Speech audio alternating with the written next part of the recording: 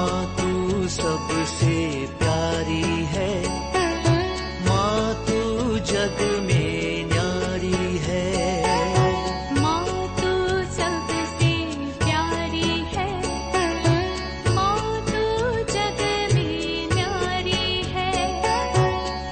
अपने आंचल में रखना, अपने आंचल में रखना। हमें वरदानों से भरना। माँ तू सबसे प्यारी है, माँ तू जग में न्यारी है। माँ तू सबसे प्यारी है, माँ तू जग में न्यारी है। पिता, पुत्र और पवित्र आत्मा के नाम पर आमीन। आप सबों को जय यीशु। 2024 इस वर्ष समाप्त हो रहा है। संत पौलुस कहते हैं उस पुराना मनुष्य को उतार करके फेंको और एक नया मनुष्य को, एक नया स्वभाव को हमें धारण करने की जरूरत है। मैं थोड़ा सा पढ़ना चाहूंगा। एफेसियों का पत्र, एफेसियों को संत पौलुस लिखा है। एफेसियों का पत्र उसके अध्याय 4 वाक्य 22 से पढ़ना चाहूंगा। एफेसियन चैप्टर 4 वर्स 22। आप लोगों को अपना पहला आचरण और पुराना स्वभाव त्याग देना चाहिए, क्योंकि वह बहकाने वाले दुर्वासनाओं के कारण बिगड़ता जा रहा है। जो स्वभाव हमें ईश्वर से दूर कर रहा है, स्वर्ग राज्य से हमें दूर कर रहा है, पाप की ओर लेकर के जा रहा है। जिस मेरे स्वभाव के कारण मेरा घर नरक बन गया है, घर में अशांति है, परिवार में जिस कारण प्रार्थना नहीं हो सक रहा है, परिवार मिलकर के चर्च नहीं जा पा रहा है, हमारे जीवन ईश्वर से दूर हो गया है। ऐसे जो स्वभावों को आज हमें ढूंढना है। आज एक निर्णय करना है। हर वर्ष 1 जनवरी के पूर्व में मैं आप लोगों से यह आग्रह किया है, एक न्यू ईयर रेजोल्यूशन लेने के लिए एक हमें निर्णय करने की जरूरत है। एक नया वर्ष, एक नया जीवन, नई उमंग हमारे जीवन में आवे। इसके लिए पुराना जो स्वभाव है, पुराने जो प्रवृत्तियां हैं, उसको उतार करके फेंकने की जरूरत है। इसके बाद वाक्य 23 में संत पौलुस लिखते हैं, एफेसियों का पत्र 4:23 में, आप लोग पूर्ण रूप से नवीन आध्यात्मिक विचारधारा को अपनाए। थोड़ा सा नहीं है, पूर्ण रूप से एक नवीन नया आध्यात्मिक विचारधारा को अपनाना है। रोज प्रार्थना करने का, पाप से दूर रहने का, जो भी बुरी आदतें हैं उनको छोड़ने का। यदि किसी के साथ मनमुटाव है, बातचीत नहीं है, किसी के घर में नहीं जा रहा है, उनके साथ मेल मिलाप करने का, एक अच्छा भ्रातृ प्रेम का जीवन जीने का, एक नवीन आध्यात्मिक विचारधारा को, दूसरे लोग कुछ भी बोल दें मैं उसको सहन करूंगा, क्षमा करूंगा, प्रेम करूंगा और उनके लिए प्रार्थना करूंगा। मसीह का ये स्वभाव को धारण करने का ये नवीन आध्यात्मिक विचारधारा क्या है? हम लोग फिलिपियों का पत्र अध्याय 2 वाक्य 5 में संत पौलुस लिखकर के फिलिपियों से कहते हैं, आप लोग अपने मनोभावों को ईसा मसीह के मनोभावों के अनुसार बना दे। आप लोग अपने मनोभावों को ईसा मसीह के मनोभावों के समान बना दो। मेरा मनोभाव मसीह के मनोभाव के समान होना चाहिए। यदि कोई बुराई करता है, निंदा करता है, अपमानित करता है, तो ईसा मसीह क्या करते? उसी मनोभाव में हमें रहना है। हमारा कुछ छीन लिया, हमें रे ऊपर कुछ विद्रोह किया, तो ईसा मसीह क्या करते? तो उस मनोभाव उनके साथ बरताने का एक निर्णय। इसलिए संत पौलुस कहते हैं, आप लोग अपना मनोभाव ईसा मसीह के मनोभाव के समान बनाना, तब हम लोग ईसाई कहलेंगे। ईसाई बनने के लिए ईसा मसीह के ये मनोभाव को धारण करने की जरूरत है। दूसरी बात है, रोमियो का पत्र उसके अध्याय 8 वाक्य 9 में लिखा हुआ है, रोमन्स चैप्टर 8 वर्स 9 के अंदर लिखा हुआ है, जिस व्यक्ति में ईसा मसीह की आत्मा निवास नहीं करता है वह ईसाई नहीं है, ईसा का नहीं है। यदि हम स्वयं ईसाई में क्रिश्चियन होकर करके बोलना है, क्रिस्त की आत्मा मुझे मेरे अंदर निवास करना है, क्रिस्त का मनोभाव मेरे अंदर निवास करना है, क्रिस्त के समान मेरा व्यवहार, मेरा बोलचाल, मेरा जीवन होना जरूरी है। क्रिस्त मनुष्य बन करके हमारे लिए एक उत्तम उदाहरण बना है। इसलिए क्रिस्त के समान जीना क्रिस्तियों के लिए जरूरी है।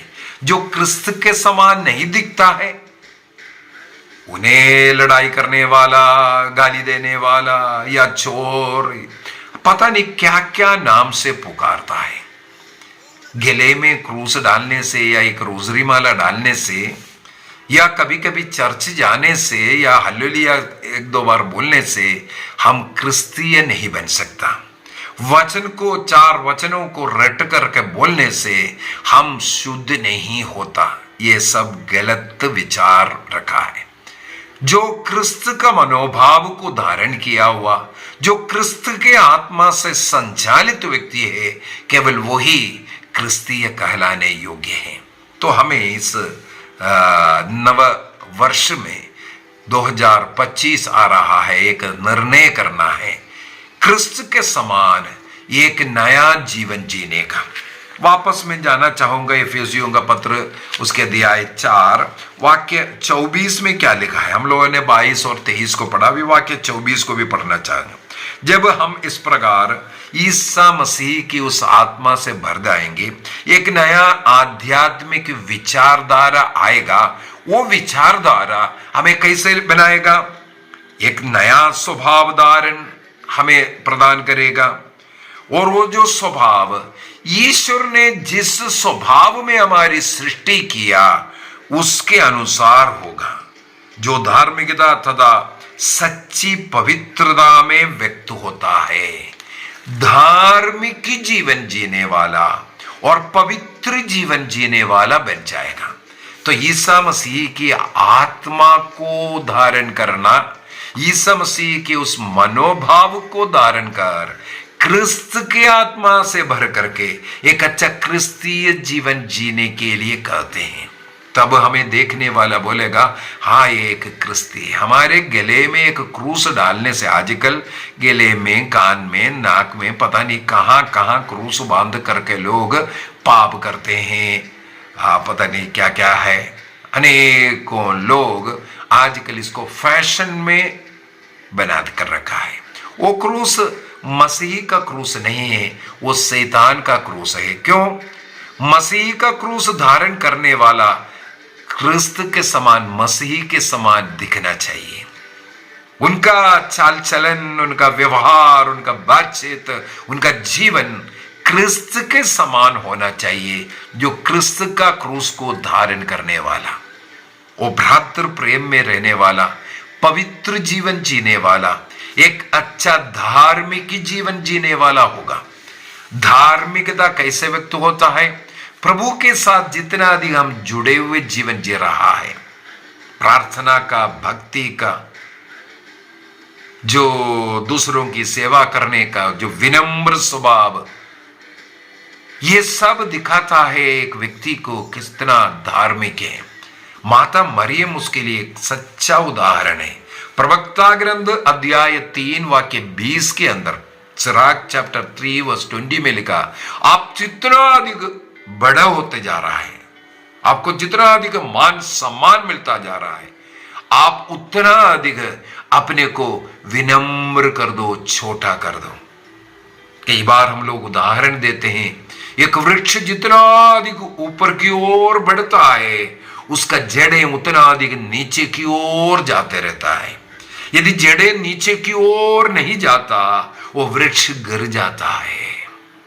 इसलिए एक वृक्ष को जितना अधिक बड़े ऊपर की ओर जाना है, उसका जड़ें उतना अधिक नीचे की ओर फैलाना जरूरी है। एक व्यक्ति तब सम्माननीय व्यक्ति होगा, धार्मिक व्यक्ति होगा, जो अपने को विनम्र करता है। फिलिपियों का पत्र उसके अध्याय 2 वाक्य 6 से 5 में जैसे लिखा है, आप क्रिस्त का मनोभाव धारण करो। इसके बाद क्रिस्त का मनोभाव क्या था, वाक्य 6 से लिखा हुआ है, यीशु मसीह वास्तव में ईश्वर थे और उनका पूरा अधिकार था वह ईश्वर की बराबरी करे। वो ईश्वर की बराबरी करके राजमहल में जन्म ले सकता था, केवल उपदेश देकर के बैठ सकता था। उनको कोई तकलीफ उठाने की जरूरत नहीं, भूखे रहने की जरूरत नहीं, उनको रहने के लिए घर नहीं था, खाने के लिए भोजन नहीं था, कुछ नहीं था। वो कर सकता था, राजमहल में जन्म लेकर के केवल उपदेश देकर के बैठ सकता था, दिखा सकता था, ईश्वर के समान समानता में वो रह सकता था। लेकिन वो उन्होंने क्या किया, अपने को दास बनाया, अपने को शून्य बनाया, अपने को जीरो बनाया।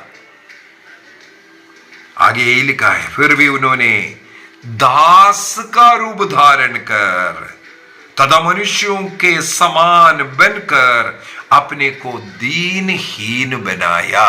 सबसे गरीब घर में जन्म लेकर के अपने को इतना दीनहीन बना करके वो मनुष्य के समान अपने शरीर में पीड़ाएं सहन करने वाला बन करके रहा। इब्रानियों का पत्र के अंदर लिखा हुआ है, सब बातों में वो हमारे जैसे मनुष्य के समान था, एक बात को छोड़ करके, वो है पाप। पाप को छोड़ करके सब बातों में हमारे जैसे बन करके रहा, हम से एक जैसे। इसके बाद आगे लिखा है, वह मनुष्य का रूप धारण करने के बाद मरण तक, हाँ क्रूस मरण तक आज्ञाकारी बनकर अपने को और भी दीन बनाता था। आज्ञाकारिता में अपने विनम्रता को प्रकट करना है। आज्ञाकारिता, बच्चे अपने माता पिता का आदर करना, आज्ञा को मानना, उस आज्ञाकारिता में ईश्वर का रूप आप में आता है।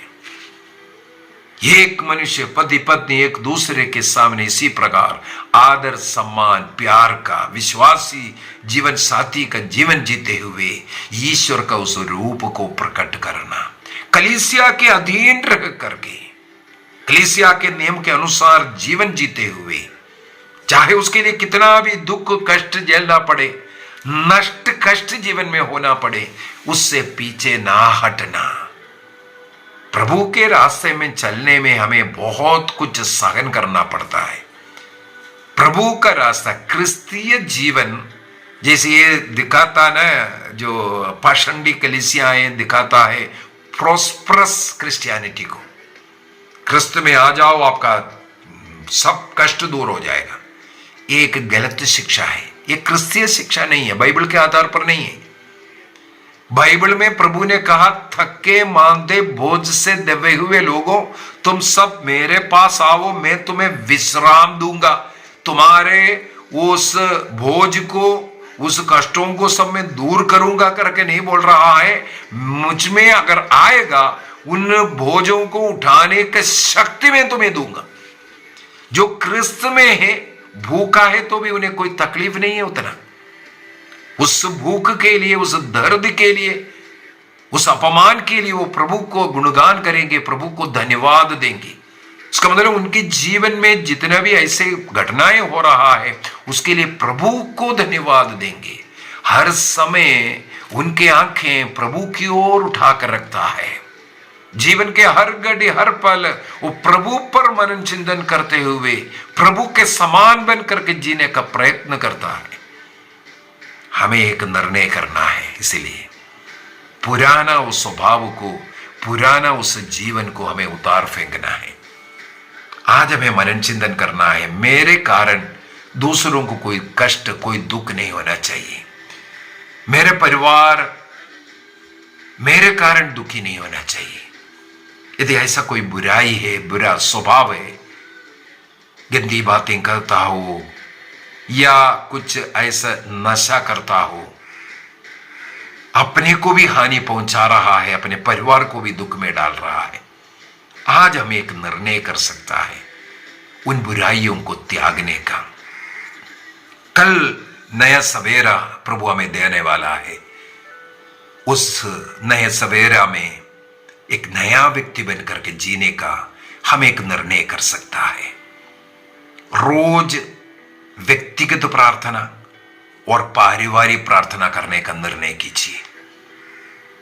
मैं कई बार बोला है, शाम के वक्त अगर संभव है तो, नहीं तो सुबह भी आप कर सकता है। परिवार कब मिलकर के प्रार्थना कर सकता है? हमारे बचपन में केरल के जो माहौल के अनुसार सुबह भी हम लोग प्रार्थना कर सकता है, शाम को भी हम प्रार्थना कर सकता है, क्योंकि सुबह स्कूल, केरल के स्कूल सब 10 बजे शुरू होता है। इसी वजह से सुबह का प्रार्थना भी हो सकता है, शाम का प्रार्थना भी हो सकता है। हमें एक निर्णय, कम से कम एक वक्त अगर परिवार मिलकर के 1 घंटे का प्रार्थना, घंटे का पवित्र घड़ी, होली हवर, पवित्र घड़ी है, और हम लोग करते हैं 7 बजे से आगे हैं, 8, सवा 8, साढ़े 8, ऐसा भी हो सकता है।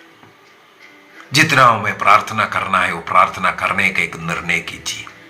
पारिवारिक प्रार्थना एवं धर्म शिक्षा पुस्तक यदि आपके पास है, उसके अनुसार यदि आप वो संध्या प्रार्थना करते रहेंगे, 1 घंटे का प्रार्थना हो जाता है। निर्णय कीजिए। जिसके पास नहीं है आप अपने व्हाट्सएप में भेजिए, हम जरूर आपको भेज दूंगा। एड्रेस में, आपके एड्रेस में, आपके घर पे किताबें आएगा, और उसके अंदर संध्या प्रार्थना है, रोसरी माला है, और पवित्र हृदय का भक्ति का प्रार्थनाएं हैं, पवित्र हृदय का रोसरी प्रार्थना है, अनेकों ऐसा प्रार्थनाएं हैं। और साथ ही साथ हमारे कैथोलिक विश्वास में हमारे जड़ें गहरी होने के लिए जो विश्वास संबंधी कुछ डाउटें होता है, उसका भी उत्तर उसी के अंदर है, अनेकों के पास पहुंचा है। उसको पढ़ लीजिए, सीख लीजिए, डाउट है तो आप पूछ लीजिए, हम आपको उत्तर भी देने के लिए तैयार हैं। प्रतिदिन इस प्रकार प्रार्थना करने का निर्णय कीजिए। हम में से अनेकों लोग रोज मिस्सा बलिदान में जा सकता है। जो लोग रोज मिस्सा बलिदान में जा सकता है उनको जाना चाहिए। थोड़ा सा कष्ट उठाइए। मुझे मालूम है इसे सुबह 7:30 बजे जो स्कूल जाने वाले बच्चा, मुझे मालूम है अनेकों जगहों पर मैं जाते रहता हूं। 7:30 बजे उनको स्कूल जाना है, लेकिन 6:30 बजे का जो मिस्सा बलिदान में वो आते हैं। रोज स्कूल के यूनिफॉर्म पहन करके चर्च में आने वाले बच्चों को भी मैंने पाया है। प्रभु उन्हें और उनके परिवार को आशीष देता है। हमें स्वयं ऐसा जीना है और हमारे बच्चों को भी प्रेरणा दीजिए। डेली मिस्सा बलिदान परिवार को आशीष देगा, कृपा देगा। कोशिश कीजिए घर से कम से कम एक व्यक्ति तो डेली जाने के लिए, और हर इतवार हुक्म पर्व पर एक नियम बनाइए, मैं और मेरा परिवार, पूरा परिवार मिलकर के चर्च जाऊंगा। मान लो किसी एक व्यक्ति को जाना प्रॉब्लम है, या कोई बीमार व्यक्ति उनको देखभाल करने के लिए, या मवेशी के कारण सब लोग घर छोड़ करके नहीं जा पा रहा है, ऐसे व्यक्ति जो इतवार को नहीं गया और उस सप्ताह के दिन में उसको जाना है, उनके लिए एक्सक्यूज नहीं है बिल्कुल। उनको उस सप्ताह के दिन में एक दिन जाकर के वो मिस्सा में भाग लेना, तब अन्यथा वो आत्मा मारू पाप बन जाता है। अन्य लोग गए, एक व्यक्ति घर में रुका था, उस व्यक्ति को मंडे से लेकर के सोमवार से लेकर के शनिवार तक के उन दिनों में जाकर के मिसा को पूरा करना जरूरी है। एक निर्णय कीजिए, कम से कम महीने में एक बार पाप स्वीकार करने का निर्णय कीजिए। कम से कम महीने में, हर महीना पाप स्वीकार कम से कम एक बार। मैं कम से कम 2 बार करता हूं, इसलिए आपको बोल रहा हूं। हमें पाप से दूर रहने के लिए सब जरूरी है। इस प्रकार एक अच्छा आध्यात्मिक जीवन जीने के लिए इस प्रकार का प्रार्थना का, भक्ति का जीवन जीना जरूरी है। एक और अवश्य बात बताना चाहूंगा, हर रोज जो लोग पढ़े लिखे लोग हैं, जो बाइबल पढ़ सकता है, बाइबल को एक ओर से, एक साइड से पढ़ना शुरू कीजिए। हर रोज बाइबल पढ़ेंगे, कम से कम एक अध्याय बाइबल पढ़ने का निर्णय कीजिए। चाहे परीक्षा क्यों ना हो, चाहे कुछ ना कुछ कोई भी प्रॉब्लम क्यों ना हो, एक अध्याय कम से कम पढ़े बगैर नहीं सोने का एक निर्णय कीजिए। इस प्रकार कुछ आध्यात्मिक बातों पर हमें निर्णय करने की जरूरत है। तो मैंने कई बातें बोल करके दिया है। एक धार्मिक जीवन जीने के लिए, पवित्र जीवन जीने के लिए हमें क्रिस्त से जुड़ने की जरूरत है। क्रिस्त से जुड़ने के लिए पर्सनल प्रेयर, फैमिली प्रेयर और कम्युनिटी प्रेयर, ये 3 लेवल का प्रेयर बहुत जरूरी है। व्यक्तिगत चलते फिरते काम करते सब हम व्यक्तिगत प्रार्थना कर सकते हैं। रोज 4 रोजरी प्रार्थना करते हुए प्रभु का पूरा मुक्ति कार्य पर मेडिटेशन करना और उसके द्वारा संसार के लिए प्रार्थना करना। ये प्रार्थना केवल मेरे लिए नहीं, दूसरों के लिए प्रार्थना करना सीखो, तब प्रार्थना में और शक्ति आएगा और आपको अच्छा लगेगा। अन्य लोगों के लिए प्रार्थना करो। ये 4 रोजरी में कम से कम 20 भेद है, 200 प्रणामरिया बोलता है। हम लोग हर प्रणामरिया के पहले भी किसी न किसी व्यक्ति को याद कर सकता है। हर भेद के पहले, अर्थात 20 भेद में 20 मुख्य बातों के लिए हम रोज प्रार्थना कर सकता है। कोशिश कीजिए इस प्रकार प्रार्थनामय जीवन। और हर रोज अगर मिसा या इतवार और हुक्म पर तो जाना ही जाना है। बाइबल को एक साइड से पढ़ना, ये एक निर्णय कीजिए, प्रभु आपको आशीष देगा। आइए हम अपनी आंखें बंद करें, प्रभु को धन्यवाद दें 2024 के लिए। इस वर्ष में जितने भी अनुग्रह आशीष मुझे और मेरे परिवार को मिला, मेरे कलीसिया को मिला, मेरे देश को मिला, सब कुछ के लिए धन्यवाद दीजिए। और मेरे अंदर जो जो बुराइयां हैं, बुरी आदतें हैं, आज इसको छोड़ने का एक अच्छा पाप स्वीकार कर हमेशा हमेशा के लिए उसे मुक्ति प्राप्त करने का निर्णय कीजिए। कल से एक नया व्यक्ति बनकर के जीवन जीने का निर्णय कीजिए। प्रभु का अनुग्रह आशीष हम पर बरसेगा, निर्णय कीजिए। ये नया वर्ष 2025 आप सबों के लिए अनुग्रह का, आशीष का, कृपा का वर्ष बन जाए। पिता, पुत्र और पवित्र आत्मा के नाम पर आमीन। आप सबों को जय यीशु।